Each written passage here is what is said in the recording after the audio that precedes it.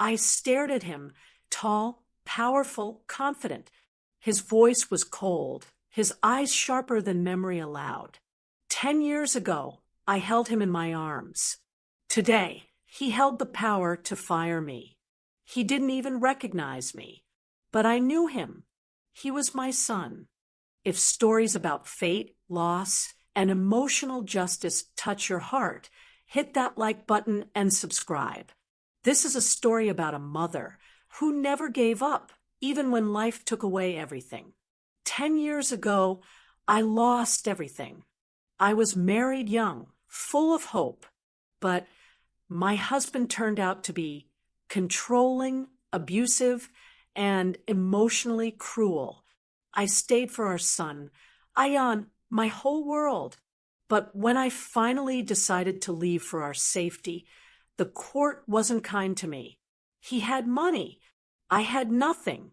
And so I lost custody. My heart broke the day Ion was taken from me. He was only 8.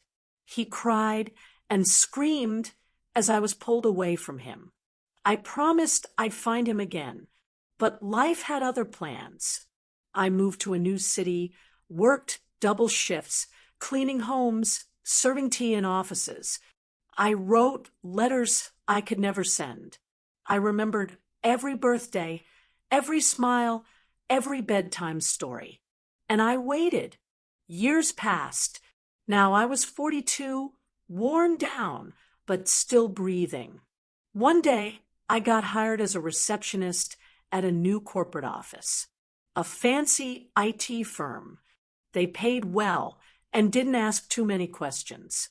The first morning, I was nervous. The glass building, the automatic doors, the expensive perfume in the lobby, it wasn't my world. And then I saw him.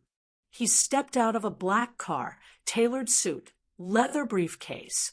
A security guard rushed to open the door. He walked past me without a glance. But I couldn't breathe. The tilt of his head, his jawline, his eyes.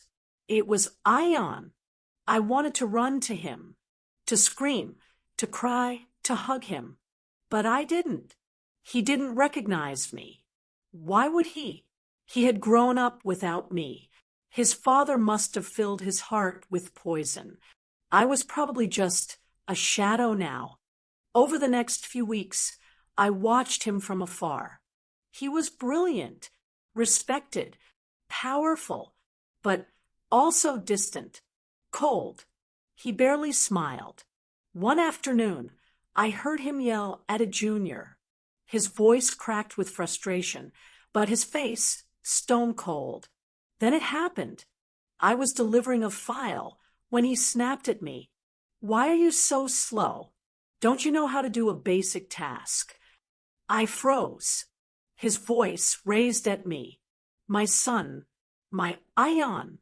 I whispered, "Sorry," and walked away before my tears betrayed me. That night, I broke down, not because he was rude, but because the world had changed him so much he couldn't even recognize the woman who gave him life. I decided to resign, not because I couldn't take it, but because seeing him every day, pretending not to know him, it was killing me slowly.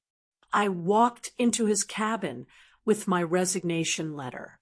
His assistant wasn't there, so it was just the two of us. He looked up, slightly annoyed. Yes. I didn't speak. I placed a photo on his desk, a worn photo of me holding a baby boy.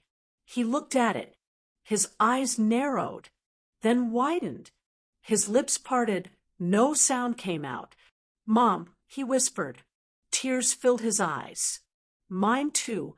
That day, I didn't get fired. I got something far more valuable.